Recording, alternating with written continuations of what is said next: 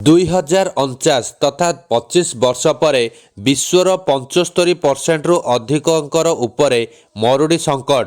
ଭାରତର ସ୍ଥିତି ଖରାପ ରହିବ। ଆସନ୍ତୁ ଜାଣିବା ଏହାର ସର୍ବିଶେଷ ଖବର ବିଷୟରେ। ଆସନ୍ତା 25 ବର୍ଷ ମଧ୍ୟରେ ବିଶ୍ୱର 75% ଲୋକ ମରୁଡ଼ିର ଶିକାର ହେବେ, ଯାହା ଭାରତ ଉପରେ ମଧ୍ୟ ପ୍ରଭାବ ପକାଇବ। ମିଳିତ ଜାତିସଂଘ ସଂସ୍ଥା UNCCD ରିପୋର୍ଟରେ ଏହି ଭୟାନକ ତଥ୍ୟ ସାମ୍ନାକୁ ଆସିଛି। UNCCD ଏବଂ ୟୁରୋପୀୟ କମିଶନ ମିଳିତ ଅନୁସନ୍ଧାନ କେନ୍ଦ୍ର ପକ୍ଷରୁ ବିଶ୍ୱ ମରୁଡ଼ି ଆଟଲାସ୍ ପ୍ରକାଶ କରାଯାଇଛି, ଯେଉଁଥିରେ ଦାବି କରାଯାଇଛି ଯେ 25 ବର୍ଷ ପରେ ଅର୍ଥାତ୍ 2050 ସୁଦ୍ଧା ବା 2049 ବେଳକୁ ପ୍ରାୟ 75% ଲୋକ ମରୁଡ଼ିର ସଙ୍କଟର ସମ୍ମୁଖୀନ ହେବେ।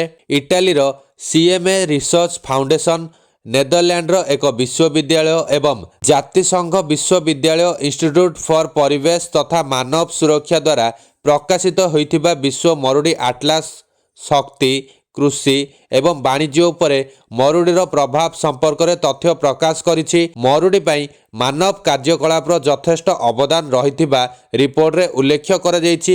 ଜମି ଏବଂ ଜଳ ସମ୍ବଳର ଭୁଲ ପରିଚାଳନା ଏହି ଅବସ୍ଥାକୁ ଆହୁରି ଖରାପ କରିବ ବୋଲି କୁହାଯାଉଛି।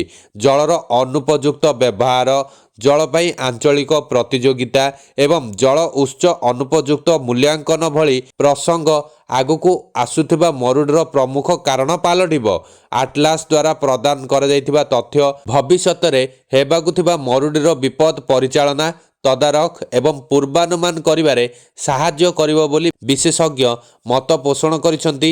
ମରୁଡ଼ି ଯୋଗୁଁ ଭାରତ ଗୁରୁତର ଆହ୍ୱାନର ସମ୍ମୁଖୀନ ହେବ। ଭାରତର 250 ମିଲିୟନରୁ ଅଧିକ ଲୋକ କୃଷି ଉପରେ ନିର୍ଭରଶୀଳ। ମରୁଡ଼ି ଯୋଗୁଁ ଫସଲ ନଷ୍ଟ ଏକ ପ୍ରମୁଖ ଚିନ୍ତାର ବିଷୟ ପାଲଟିବ। ରିପୋର୍ଟ ଆଧାରରେ ଭବିଷ୍ୟତରେ ଭାରତରେ ହେବାକୁ ଥିବା ମରୁଡ଼ି ଯୋଗୁଁ ଫସଲ ନଷ୍ଟକୁ ରୋକିବା ପାଇଁ ଚର୍ଚ୍ଚା ଚାଲିଛି, ଯେଉଁଥିରେ ମରୁଡ଼ି କାରଣରୁ ସୋୟାବିନ୍ ଉତ୍ପାଦନରେ ବିପୁଳ କ୍ଷୟକ୍ଷତିର ଆକଳନ କରାଯାଉଛି।